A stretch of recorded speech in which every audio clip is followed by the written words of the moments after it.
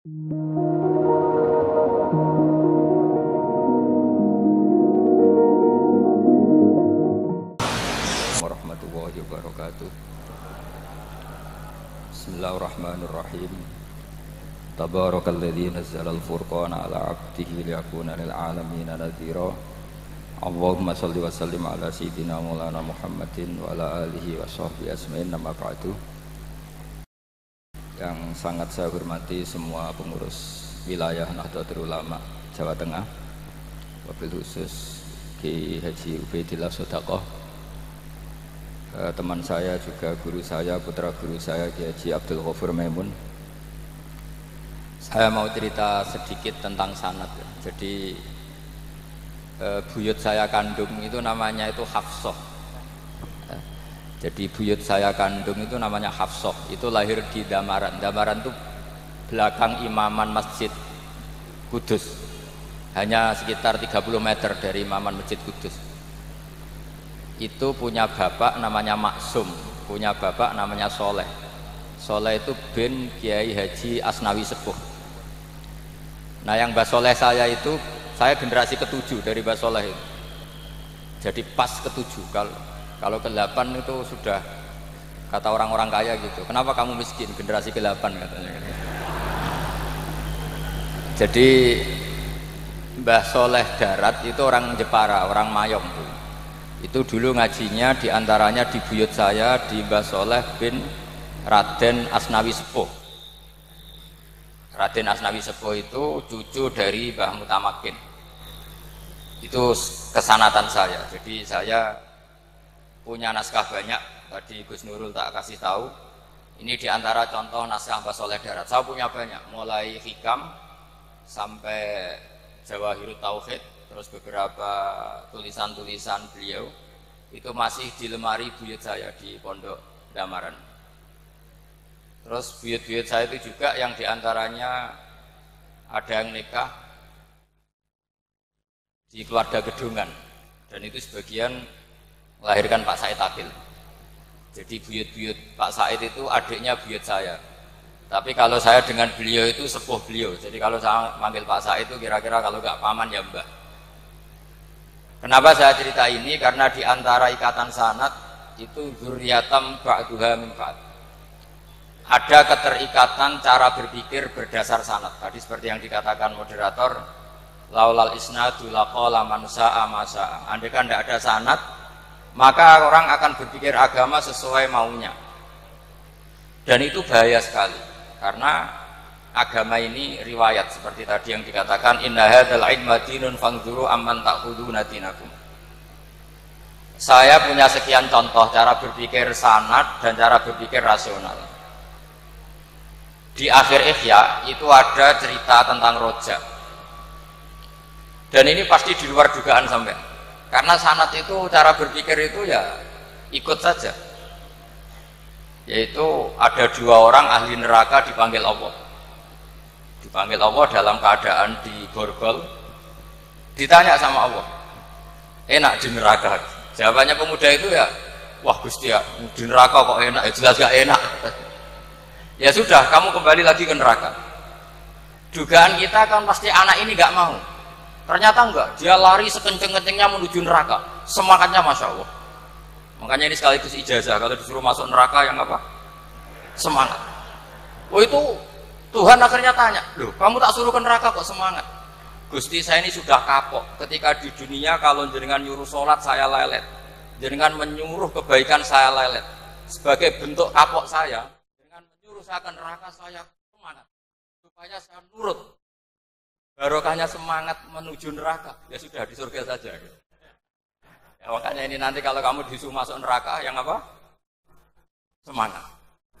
Karena kita di dunia itu ada di akhir Ihya.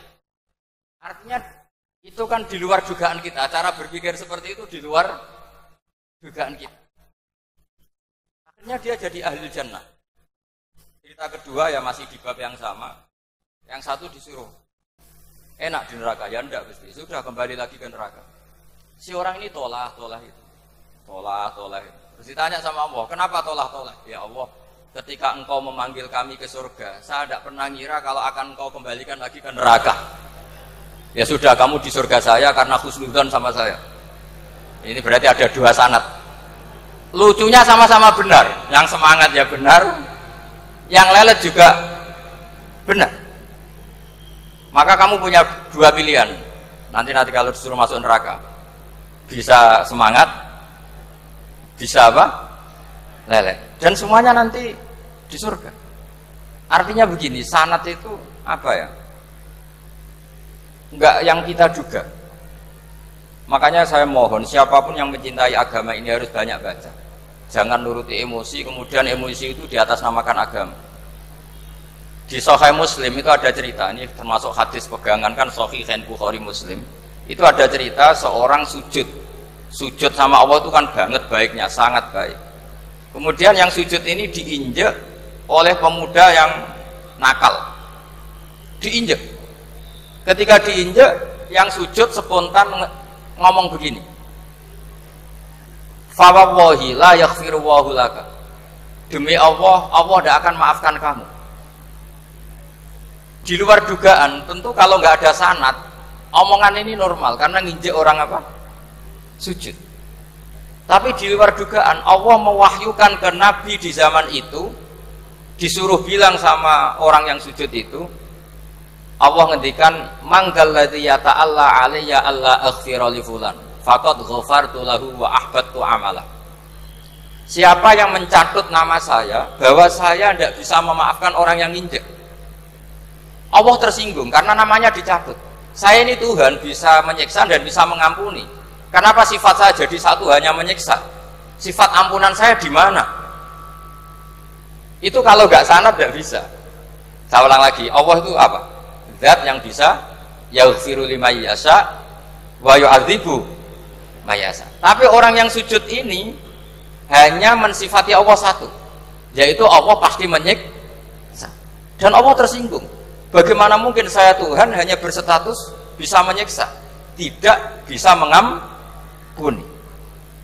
Akhirnya orang ini disalahkan, malah yang sujud tadi bilang ke orang itu, sujudnya saya hapus pahalanya, dan yang nginjek saya hapus dosanya. Tapi ya bukan berarti terus kamu boleh nginjek orang sujud, ya enggak. Artinya gini loh, saya hanya memperkuat moderator tadi. Berpikir agama itu berdasar sanad. Kalau nuruti emosi pasti kita akan setuju Allah tidak ngampuni yang menginjak. Tapi berdasar sanad, berapa orang yang dulu melukai Nabi, bahkan punya niat membunuh Nabi, akhirnya ditobati oleh Allah Subhanahu wa Ta'ala. Siapa yang nggak tahu cerita Surakoh, orang yang niatnya membunuh Nabi, ditobati Allah. Siapa yang nggak tahu cerita Khalid bin Walid, orang yang punya konsep untuk mengalahkan Nabi di perang Uhud, juga akhirnya masuk Islam dan diampuni Allah. Banyak lagi tokoh kafir yang dulu musuhi Nabi akhirnya ditobati oleh Allah. Sehingga ketika Nabi sangat marah ya dengan mereka yang kafir, malah ada ayat turun laisa laka minal amri syai'un aw yatuba alaihim aw yu'adzibahum, bahwa wilayah mengampuni dan memaafkan itu wilayah Allah. Tentu kita secara syariat akan mengatakan yang injak itu salah, pasti itu. Kalau yang injak itu pasti salah, yang kafir pasti salah. Tapi jangan katakan kalau Allah tidak bisa menobati mereka. Lagi-lagi yang bisa mengertikan itu apa? Sanad. Kita ngaji di bab itu bahwa ada orang diinjak, ternyata Allah ketika yang sujud mengatakan wallahi la yaghfiru Allahu laka, demi Allah, Allah tidak akan maafkan kamu. Loh, mensifati Allah dengan satu sifat la yaghfiru itu Allah tersinggung. Karena Allah bisa yaghfir. Makanya ini penting sekali saya utarakan supaya kita ini bicara itu sesuai sanad. Karena andai kan tidak sanad, agama ini di logika, kemudian logika orang itu berbeda-beda. Maka kayak apa kacaunya agama ini? Terus yang ketiga, saya beri sekian contoh. Ini saya bawa kitab hikam yang diterjemah oleh Mbah Soleh Darat. Saya dulu pernah ngaji hikam sama banyak Gus Zofur. Cara berpikir Abul Hasan Asyadzili misalnya. Umumnya orang itu kan kalau amal itu ingin diterima ya, kalau sujud ingin diterima Allah, kalau sholat ingin diterima Allah. Dan kalau sangat ingin itu biasanya terus berlebihan. Saking berlebihannya terus nangis minta amalnya diterima gitu. Tapi efek negatifnya gini, Jangan-jangan nggak diterima. Lalu kalau nggak diterima gunanya apa? Ini buruk sekali kalau mulai tanya sujud saya jangan-jangan nggak diterima. Kalau nggak diterima gunanya apa? Itu menurut Abul Hasan Asyadzili itu pertanyaan dari setan. Bagaimana mungkin kita pernah menyesal atau menyesali sujud yang pernah kita lakukan untuk Allah Subhanahu wa taala. Wong dadi kawulane Allah, wis dikai bumi, dikai oksigen, dikai rezeki, tahu sujud, bareng dikasih tahu Jibril, sujud kamu gak diterima. Wah, getun aku sujud be Allah. Masa sujud sama Allah getun.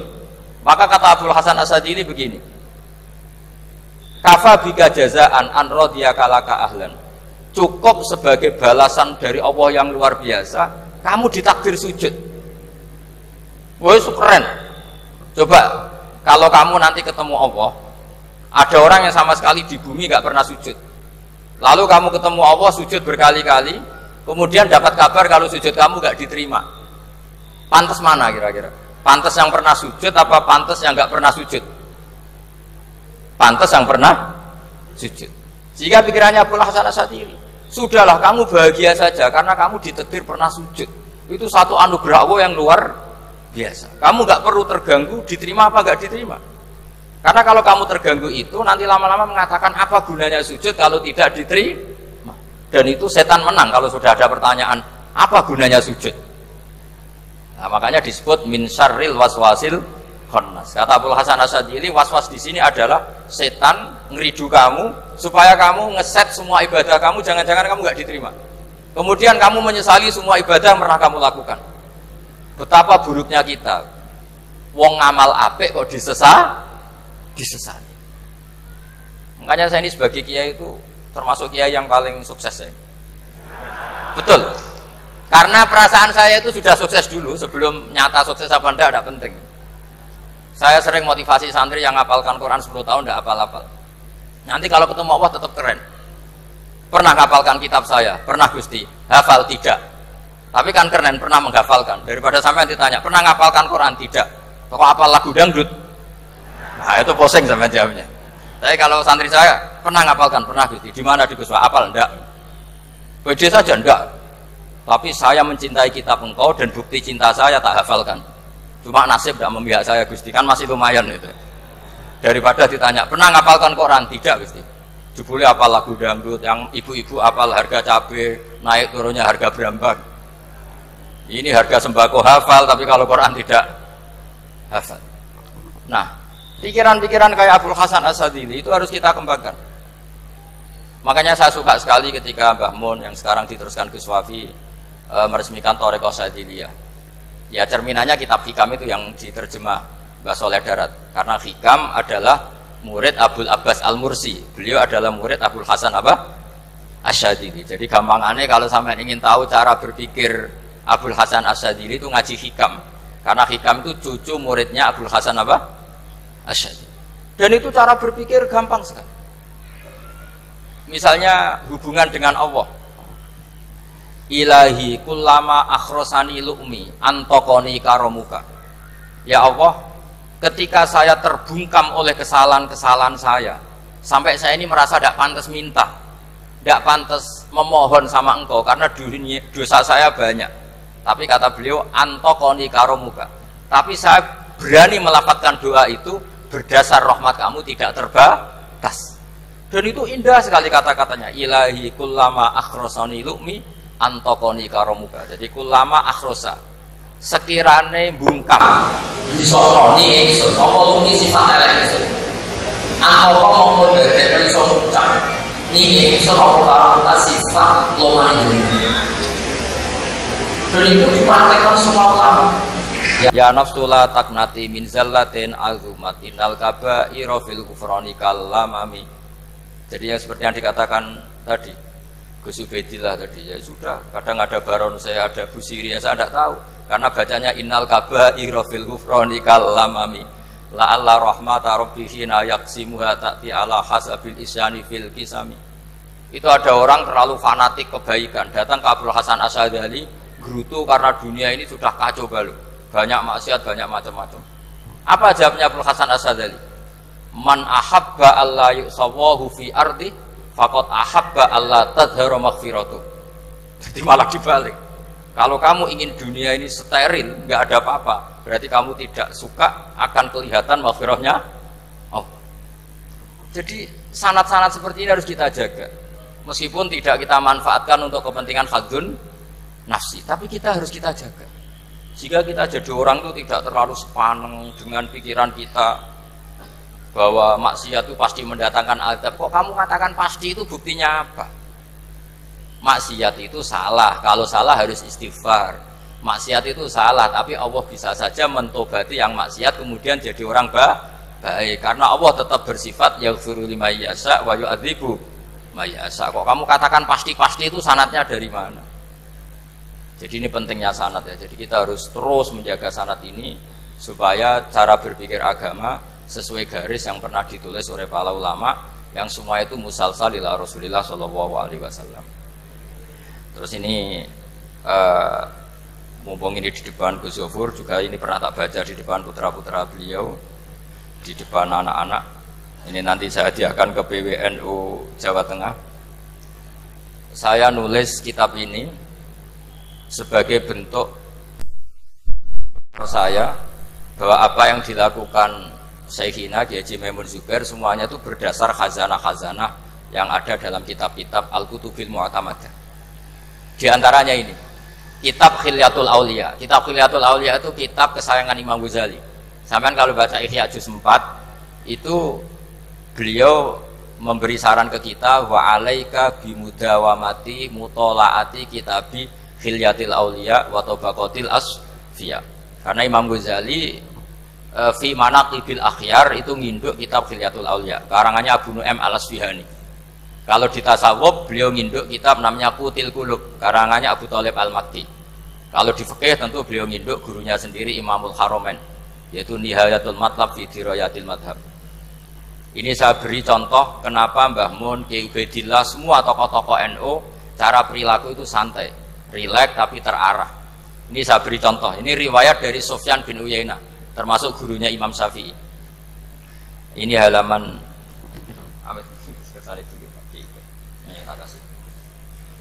yang pengurus halaman 24. Ya, ini di halaman 24 saya terangkan An Sufyan bin Uyainah kana Isa wa Yahya alaihi wassalam ya'tiyanil qaryata fayas'alu Isa an syirari ahliha wa yas'alu Yahya an khiyari ahliha.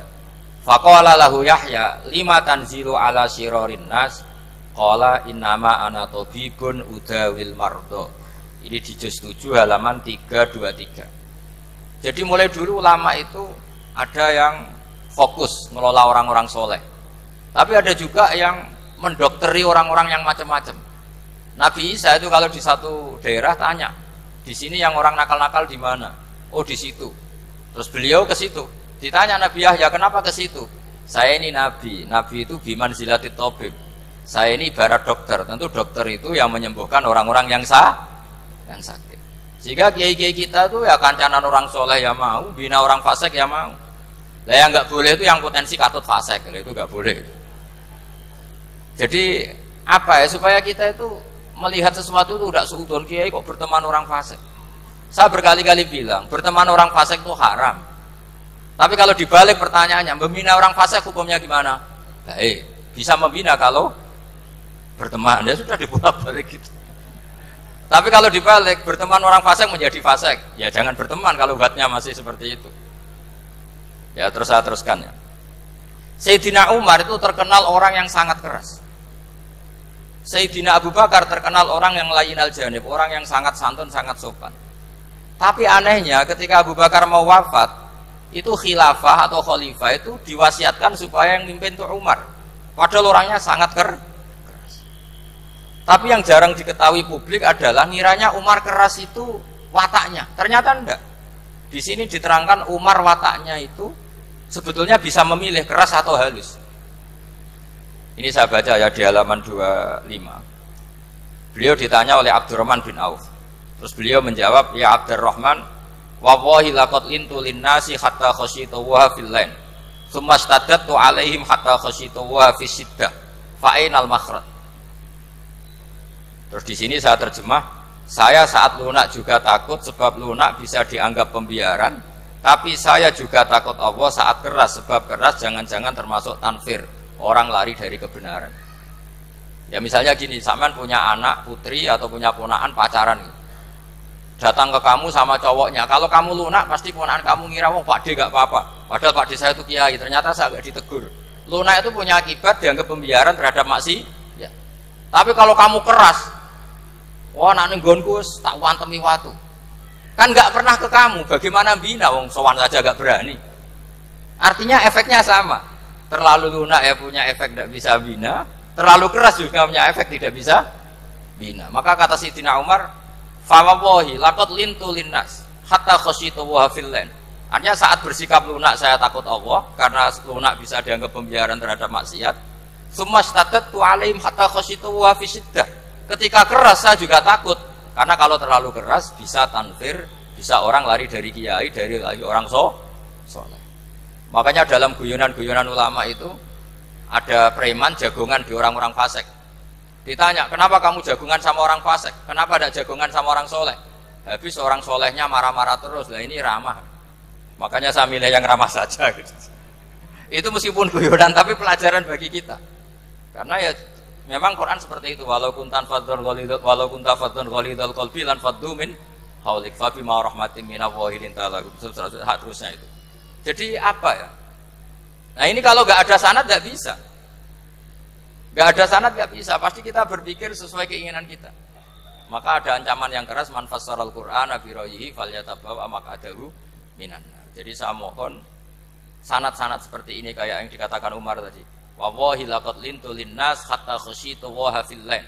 Tsumma istadadtu alaihim hatta khasyitu wa fis syiddah. Jadi kita akui bahwa dalam lunak juga ada sekian problem, dalam keras juga ada sekian problem. Terus kita bikin satu metode, satu manhaj yang kira-kira ya sa'iqal lisyaribin atau yang lebih dikenal dengan Islam wasatiyah. Ada tawazun, ada tasamu, ada macam-macam. Ya, saya kira demikian. Assalamualaikum warahmatullahi wabarakatuh.